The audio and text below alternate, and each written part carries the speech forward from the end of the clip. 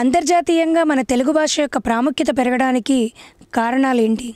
ఇందాక చెప్పుకున్నట్టు ప్రపంచీకరణ నేపథ్యం అన్నమాట. దాంట్లో ప్రసార మాధ్యమాలు అంటే టెక్నాలజీని, సాంకేతికతను మనం విరివిగా వాడుతున్నాం కాబట్టి ఆ సాంకేతికను ఉపయోగించడంలో అంటే ప్రతి భాష కూడా ముందుందండి. అలాగే మన భాష కూడా, మన తెలుగు భాష కూడా, మన మాతృభాష అయిన తెలుగు భాష కూడా ముందుందండి.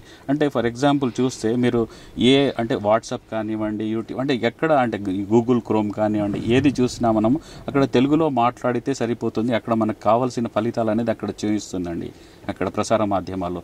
అలాగే ప్రతి యాప్లో కూడా ప్రతి యాప్ తెలుగులో ఉందండి ఈ రోజుల్లో. అంటే సాంకేతికత అంత విరివిగా ఉంది కాబట్టి ప్రపంచవ్యాప్తంగా ఉన్న తెలుగువారు వీటిని విరివిగా ఉపయోగిస్తున్నారు. ఇంక ఇది సరళంగా కూడా ఉంటుంది మాతృభాష కాబట్టి.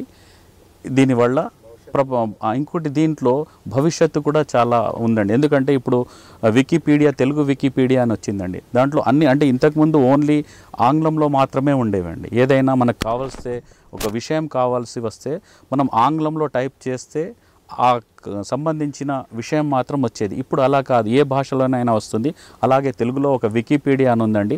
దాంట్లో కూడా అప్లోడ్ చేస్తున్నారు. వాళ్ళకి కొన్ని వేల మంది ఉద్యోగార్థులకు దాంట్లో అవకాశం ఉందండి. కాబట్టి మంచి అవకాశాలు కూడా తెలుగులో ఉన్నాయండి. ఒక కవిగా తెలుగులో మీ పరిచయం ఎలాంటిది? నేను దాదాపు 2013 నుంచి కవితలు రాస్తూ ఉన్నానండి. అంటే నేను ఆ కవితలు రాసానికి ఒక కొత్త ప్రక్రియ ప్రారంభించాను. అంటే నానీలాగానే 4 నుంచి నానీలు అనేవి 4 వరుసలు మాత్రమే ఉంటాయండి. నేను రాసేదానికి 4 నుంచి 6 వరుసలు ఉంటాయి. దాంట్లో ఏంటంటే చివరి వరుస ఏదైతే ఉంటుందో దానికి ఒక మకుటం ఉంటుందండి. ఆ మకుటము తెలుసుకో సగటు మనిషి అంటే సమకాలీన సామాజిక అంశాల మీద స్పందిస్తూ నేను కవితలు రాస్తూ ఉంటానండి. అది అలాగే దాని తర్వాత పోయిన సంవత్సరం నుంచి నేను నేటి మాట నీతి మూట అనే ఒక హితోక్తి సందేశాత్మక పదాలను ఒక కూర్పుగా ఒక చోట చేర్చి నేను వ్రాస్తున్నానండి. అంటే ఒక సమాజానికి ఒక మంచి హితోక్తులు సందేశాలను అందించాలన్న సదుద్దేశంతో నేను ఈ నేటి మాట నీతి మూట అనే శీర్షికను ప్రారంభించానండి. ఇది అలాగే మిగతా కొన్ని ఆర్టికల్స్ కూడా తెలుగుకు సంబంధించిన ఆర్టికల్స్ కూడా రాస్తూ ఉంటాను. సాహిత్యంలో కూడా మీ ప్రవేశం ఉంది. సాహిత్యంలో ఎలాంటి పరిచయం ఉంది? సాహిత్యంలో అదే అండి ఇప్పుడు నేను చెప్పిన నేటి మాట నీతి మూట. అలాగే ఇంకా నేను కొన్ని రచనలు కూడా చేస్తాను. అనేక సాహితీ సంకలనాల్లో నేను రాసిన రచనలు. అంటే సంకలనం అంటే వాళ్ళు ఏం చేస్తారంటే ఒక 100 మంది కవులని, శతక కవులని, లేకపోతే 10-20 మంది కవులతో ఒక సంకలనాన్ని తీస్తారు. దాంట్లో తీసిన తెలుగు భాష చైతన్య సమితి తీసే దాదాపు అన్ని సంకలనాలకు నేను కవితల్ని పంపించడం జరుగుతుంది. అలాగే మిగతా సంస్థలకు కూడా నేను ఈ కవితల్ని నేను పంపిస్తే అవి ముద్రించబడ్డాయండి. అంటే డాక్టర్ సి నారాయణ రెడ్డి గారు చెప్పినట్టు రాసిందేదైనా రాసిగా పోస్తుంటాను, జల్లెడ ఊపుల కాగిన సరుకే ఇస్తుంటాను అన్నట్టు నేనేం చేస్తానంటే ప్రతిరోజు ప్రతి నిత్యం అంటే మధ్యరాత్రి 2 వరకు నేను 1-2 గంటల వరకు నేను రాస్తూ ఉంటానండి. రాసిన తర్వాత దాన్ని ఫిల్టర్ చేస్తూ జల్లెడ పడుతూ వచ్చిన మంచి పదాలని వాటిని ఒక చోట కూర్చి దాన్ని ఒక హితోక్తిగా లేకపోతే ఒక పద్యంగా చేస్తాను. అలాగే మీరు సాహిత్యంలో అన్నారు కదా, నేను సీస పద్యాల్ని తేటగీతి కూడా నేను రాశానండి. దానికి సంబంధించి కూడా నాకు కొంచెం ప్రవేశం. మీరు రచించినటువంటి కవితలు కానీ సాహిత్యంలో కానీ మా ప్రేక్షకుల కోసం ఏవైనా 2 లైన్లు? సరే అండి, తప్పకుండా అండి. నేను తెలుసుకో సగటు మనిషి అనే మకుటంతో రాసిన ఫస్ట్ సమకాలీన సామాజిక అంశం అండి. నీతి లేని రాజకీయాలు జాతికి పట్టిన చెదపురుగులు మూలాలను సైతం డొల్ల చేస్తాయి అని తెలుసుకో ఓ సగటు మనిషి అనే మకుటంతో నేను ప్రారంభించానండి. దీంతోపాటు పాటలు కూడా రాస్తూ ఉంటానండి. అంటే రాజకీయ పార్టీలకు పాటలు కూడా రాశాను. అలాగే సరదాగా అంటే నీటి గురించి ఇలాంటి వాటి గురించి కూడా నేను కొన్ని అంశాల మీద పాటలు రాశాను. దాంట్లో ఒకటి జీవకోటి ప్రాణమా శతకోటి గానమా జీవులకాధారమా జీవనదుల హారమా ఎండలల్ల నీటికై బిందెల పోరాటమా కన్నీటి కాలమా ఇలాంటివి రాశానండి. ఇది తెలంగాణ రాష్ట్ర ప్రభుత్వం కేసీఆర్ ప్రభుత్వం ఉన్నప్పుడు ఈ పాటను జలమండలి వాళ్ళు పిలిచారండి. నన్ను అక్కడ సన్మానించారు. ఈ పాట నేను అక్కడ పాడడం జరిగింది. నాకు మంచి ప్రశంసలు కూడా వారు ఇచ్చారండి. బోయినపల్లి వినోద్ కుమార్ గారి అధ్యక్షతన జరిగిన ఈ కార్యక్రమం అండి, అది మినిస్టర్ క్వార్టర్స్లో జరిగింది.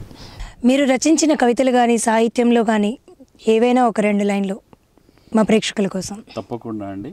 నేను మొదటగా రాసింది తెలుసుకో సగటు మనిషి అనే మకుటంతో రాసిన దాంట్లో మొదటి చిన్న అంటే 4 పంక్తుల 4 వరుసల అది కవిత వినిపిస్తానండి. అది నీతి లేని రాజకీయాలు జాతికి పట్టిన చెదపురుగులు, నీతి లేని రాజకీయాలు జాతికి పట్టిన చెదపురుగులు మూలాలను సైతం డొల్ల చేస్తాయని తెలుసుకో సగటు మనిషి. ఇది ఈ మకుటంతో రాసిందండి. ఇలాగే నేను చాలా రాశాను. ఆ తర్వాత కొన్ని పాటలు కూడా రాయడం జరిగింది. గత సంవత్సరం గత ప్రభుత్వంలో జలమండలి వాళ్ళు నిర్వహించిన కార్యక్రమంలో ఒక పాట రాసి నేను ఆ కార్యక్రమంలో వినిపించడం జరిగింది. ఆ పాట జీవకోటి ప్రాణమ శతకోటి గానమ జీవులకు ఆధారమ జీవనదుల హారమ ఎండలల్ల నీటికై బిందెల పోరాటమ కన్నీటి కాలమ బుక్క నీటి కోసమ ఇలా రాశానండి. అలాగే ఈ మధ్య ఉగాది గురించి రాస్తే అది ఉగాది షడ్రుచుల కవనంలో కూడా దాన్ని ముద్రించారండి, పబ్లిష్ చేయబడింది. అది మలయ మారుతమ్ము వీచే మామిల్లు మరీ మరీ పూచే, మలయ మారుతమ్ము వీచే మామిల్లు మరీ మరీ పూచే కోయిల తన కంఠమ్ము సవరించే కోమల గానమ్ము చేసే ఇలాంటివి కూడా రాశానండి. ఇంకా తర్వాత గుర్తులేవు. తెలుగు భాష చైతన్య సమితి వారి తరఫున మీరు ప్రేక్షకులకి తెలుగు భాష గురించి మీరేమైనా చెప్పదలిచింది ఏమైనా ఉందా? తప్పకుండా అండి. ఎందుకంటే మే 8న పెద్ద ఎత్తున ఈ తెలుగుకు పట్టాభిషేకం అనే కార్యక్రమాన్ని తెలుగు భాష చైతన్య సమితి మరియు లక్ష్య సాధన ఫౌండేషన్ మరియు ఇతర సంస్థలు కలిసి నిర్వహిస్తున్నాయి. దీనికి వివిధ రాష్ట్రాల నుంచి కవులు మరియు సాహితీ అభిమానులు అధిక సంఖ్యలో వస్తున్నారు. అలాగే తెలుగు బంధువులు కూడా ఈ కార్యక్రమానికి అధిక సంఖ్యలో పాల్గొని దీన్ని విజయవంతం చేయవలసిందిగా మనవి.